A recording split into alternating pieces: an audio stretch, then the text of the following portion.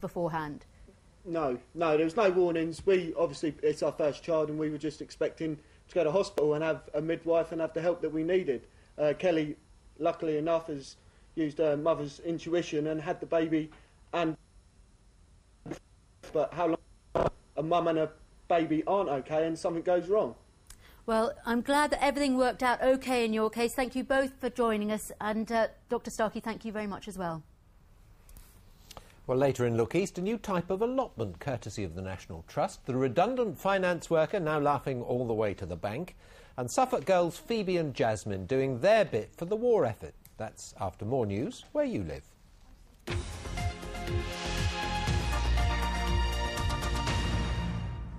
It's exactly a week since a woman from Essex went missing in the earthquake disaster in Haiti. Anne Barnes from Leigh-on-Sea was working for the United Nations. Today, her family said they haven't given up hope that she'll be found alive. Christine's glued to the reports of ever more miraculous rescues. I love you so much. Don't forget. That's when I started crying. She finds it comforting because her cousin is still in the wreckage. Christine doesn't know whether she's dead or alive. Hope. One very little word, but it's a big one. But hope's fading. Anne Barnes, seen here on the right, is from Leigh-on-Sea. She works for the UN in Haiti. She was on the second floor of this building when it collapsed. This morning I realised that it is actually a week today, and that is an awful long time. Although, saying that, they were still bringing people out alive last night. I just want to think that, to keep hope really, that she is in a pocket somewhere and maybe still holding on for somebody to find her. But she shouldn't die. She's got everything to live for. On the sideboard, a New Year's card Anne sent her cousin. Dear Christine, with my very best wishes for the new year, much love from Anne. Christine now fears this card may be her last contact with Anne. Gareth George, BBC Look East. Meanwhile, specialists from Cambridge are trying to help children affected by the earthquake in Haiti. Airdrops of food and water have already begun. SOS Children's Villages, which has a relief team on the ground, has just sent these pictures, and you may find some of them upsetting.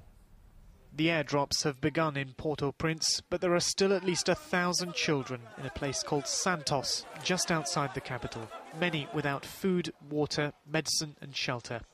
It's home to a Cambridge charity called SOS Children's, which runs a village for orphan children here. For them, last week's earthquake was a double tragedy. 1,000 children and their families, they have been affected quite a lot. It means their homes, most of their homes have been broken down.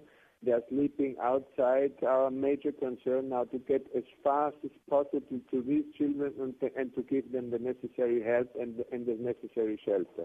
At the Cambridge base of SOS Children's Villages, staff are mapping out the longer-term needs in Haiti.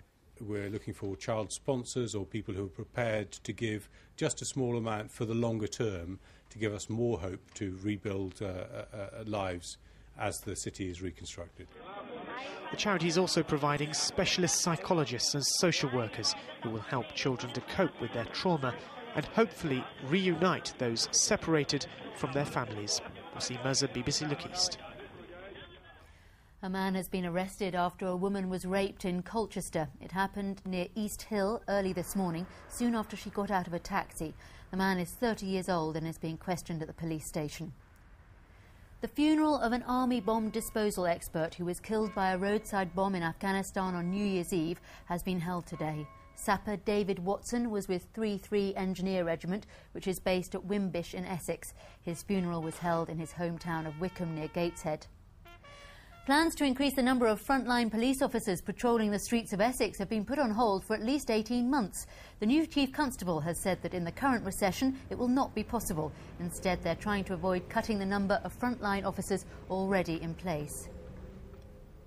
A centre in Colchester which treats people with personality disorders has set up an appeal after funding from the government was withdrawn. The Haven project is facing a shortfall of £60,000, money which would pay for 2 members of staff. The centre, which has been running for 5 years, is one of just a few in the country. It helps about 100 people, many with problems following abuse when they were young. The main funding for the centre isn't affected. I think of Newmarket and we usually think about those misty mornings on the gallops with the stable lads, the trainers and the horses. Not much has changed there for years, and that's how some people like it, which is why a proposal for a new housing estate has raised the hackles of lots of people in the racing community. And today the argument reached Parliament. This is the unique home of British horse racing, where the horses have the right of way, until now. This is Hatchfield Farm. It has 160 acres, and its owner, Lord Derby, wants to build 1,200 homes, a retail centre and a hotel here. Godolphin is one of 70 stable yards here. They come for the facilities, but could go if this planning proposal goes ahead. Whilst I wouldn't want to predict that there will be a total collapse of the industry very quickly, I think it could have a very, very significant adverse effect on a small town that's totally devoted to this single sport. Today, Richard Spring took the debate to Westminster. Newmarket is a precious jewel in the life of England, with its extraordinary character and extraordinary history. And quite frankly, this development is an obscene one, which has all the possibilities of destroying the town of Newmarket. The owner of this land, Lord Derby, believes homes could be provided without impacting on Newmarket's existing heritage. And the local council says it has housing targets to meet. The difficulty is to balance that, the needs of people in the town, the interests of a thriving and worldwide industry, and of course the safety of the horses and the workers in that industry. It's been the home of horse racing for 350 years. There is nowhere else in the whole world like it. And the fact that the council and Lord Derby appear to want to add a whole nother town onto the side of it to make a commuter town for Cambridge is totally unacceptable. A decision is due in April. Debbie Tubby, BBC Look East, Newmarket.